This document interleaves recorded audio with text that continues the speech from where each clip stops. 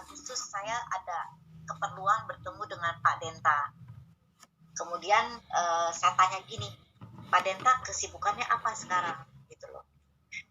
Jadi dia cerita tentang guideline. Terus saya bilang, saya mau join Pak. Jadi di sini mungkin kita belajar sama-sama ya. Waktu itu Pak Denta tidak memprospek saya, tapi saya yang bertanya gitu. Jadi di situ ini bukan kesalahan Pak Denta, tapi kita belajar bahwa untuk bisnis guideline itu tuh siapa saja. Kita tidak bisa berpikir kayaknya dia nggak mau nih, dia nggak cocok nih. Kita nggak tahu kenapa orang mau gabung, kita tidak pernah tahu gitu loh ya. Saya pernah dengar kata orang gini, justru kalau tawarkan bisnis sama orang yang sibuk, katanya gitu. Justru tawarkan bisnis sama orang yang sibuk gitu. Itu yang saya pernah dengar dulu gitu loh. Saya tuh sebenarnya sibuk ya, cuman di bisnis ini saya benar-benar suka banget. Dan setelah saya jalani, saya sangat suka di bisnis ini, sangat suka. Sangat sukanya kenapa? Saya pernah jalankan bisnis multi level. Yang utama itu duplikasi ya, benar ya. Duplikasi, dan di sini sangat mudah duplikasi. Jadi multi level itu bukan tentang berapa yang saya dapat, bukan tentang apa peringkat saya, tapi tentang berapa yang mitra kita dapat, apa yang mereka capai. Di sini kita kayaknya saya juga jarang lihat bonus saya ya, tapi saya lihat pada berhasil, saya senang gitu loh. Ya, jadi saya melihat rekan-rekan saya juga senang menjalankan sukacita, dan mereka juga bisa mengajak orang lagi dan mengajarkan kembali gitu. Nah, di dunia ini kan banyakkan orang biasa daripada orang luar biasa, dan kita main di orang biasa gitu. Ya, jadi saya lihat market saya sangat besar, dan memang saya punya hati kepingin lihat orang-orang berhasil gitu. Saya tahu sebenarnya banyak orang punya potensi, tapi belum ketemu kesempatan yang bagus gitu loh. Jadi saya di sini melihat kalau orang punya potensi, ketemu kesempatan yang bagus, produknya bagus, perusahaannya bagus, dan kita mau bina, itu pasti jadi di bisnis. Ya, jadi saya lihat senang banget di sini karena melihat rekan-rekan kerja aktif dan mereka dapat income, itu sukacita yang terbesar ya buat saya. Kita mah dampaknya nanti hasil kita sebagai akibat aja buat saya. Ya mungkin itu seperti itu, mungkin pengalaman saya ya. Itu sukacita, happy, dan gak ada pending matters, maksudnya udah closing selesai gampang, udah lanjutkan lagi. Jadi orang gak pusing begitu dia closing dijelasin serta mereka bisa jalankan gitu. Jadi lebih banyak yang aktif daripada yang gak aktif ya di sini ya. Gitu. Ya mungkin dari saya ya Pak ya. Oke, Bu Dokter, saya masih penasaran ini ya. Nah, waktu awal Bu Dokter ini tanya sama Pak Denta apa kesibukannya, begitu dijelaskan sama Pak Denta tentang guideline ini, apa yang membuat Bu Dokter tertarik dengan program guideline ini, Bu? Saya itu asuransi minded. Ya, saya tahu banget pentingnya asuransi gitu loh. Dan saya juga punya suatu kebiasaan senang nemenin orang sakit berobat gitu loh ya.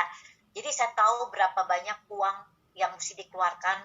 Saya juga pernah dampingi tetangga itu, dia kanker, dan saya nemenin dari pertama saya tahu, saya nemenin ke rumah sakit dengan BPJS gitu ya. Jadi sulit banget kalau sakit itu keluar uang banyak gitu ya, karena banyak yang mesti dikeluarkan lah ya. Jadi kalau punya asuransi itu sangat terbantu sekali gitu ya. Kalau asuransi kan prinsipnya uang kecil beli uang besar gitu. Kita bayar 250.000 selama 365 hari, sehari itu cuma Rp547, saya sudah hitung. Kalau saya anggap asuransi 200.000, kacamata 50.000, itu satu hari hanya spend Rp547 untuk memproteksi kita gitu. Saya punya usaha dan saya punya beberapa karyawan. Jadi karyawan saya sekarang punya asuransi semuanya gitu. Jadi saya bilang mereka kalau ada kecelakaan gak usah tanya saya, langsung aja berobat gitu. Jadi buat pengusaha juga ini baik ya, baik untuk memproteksi karyawannya gitu. Karena itu kan tanggung jawab moral ya kita ya kalau untuk karyawan sakit ya. Gitu. Itu mungkin dari saya ya. Oke, luar biasa. Satu pertanyaan terakhir Bu Dokter nih ya. Nah, Bu Dokter, setelah Bu Dokter memutuskan di guideline, apa impian terbesar yang Bu Dokter ingin raih melalui guideline ini, Bu? Kalau saya, cita-cita saya mitra-mitra saya berhasil, itu cita-cita saya gitu. Saya bukan hanya saya juga saya bukan hanya pingin orang punya penghasilan besar, tapi saya pengen juga orang karakter bertumbuh, kemudian posturnya juga berubah, karena kita nanti kalau sudah berhasil pasti kita akan prospek middle up pasti gitu loh.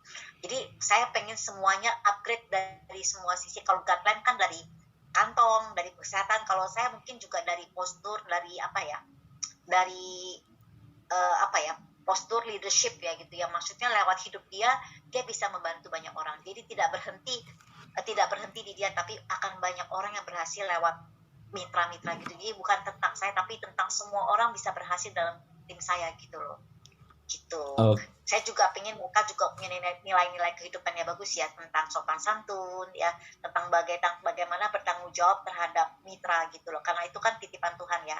Jadi saya pengen, cita-cita terbesar saya adalah saya pengen bisnis yang mendekatkan saya, yang membuat saya jauh lebih baik di mata Tuhan dan bisa membuat orang lebih baik gitu loh. Jadi di sini saya lihat tidak ada celah untuk bohong, tidak ada celah untuk curang, ya kan, tidak ada celah untuk ngapusi orang. Jadi saya lihat ini benar-benar pakai hati aja gitu, nggak, saya taruh di mana pun menguntungkan orang, tidak ada yang merugikan orang, malah semua saya lakukan itu semua menguntungkan, tidak pernah merugikan orang. Jadi bisnis plan-nya saya suka. Oke. Marketing plan-nya saya suka. Oke. Bu Dr. Jacinta, terima kasih sekali untuk sharingnya pada malam hari ini, sangat menginspirasi. Bapak Ibu, mohon tepuk tangan untuk Bu Dr. Jacinta. Terima kasih Bu Dokter ya untuk sharingnya pada malam hari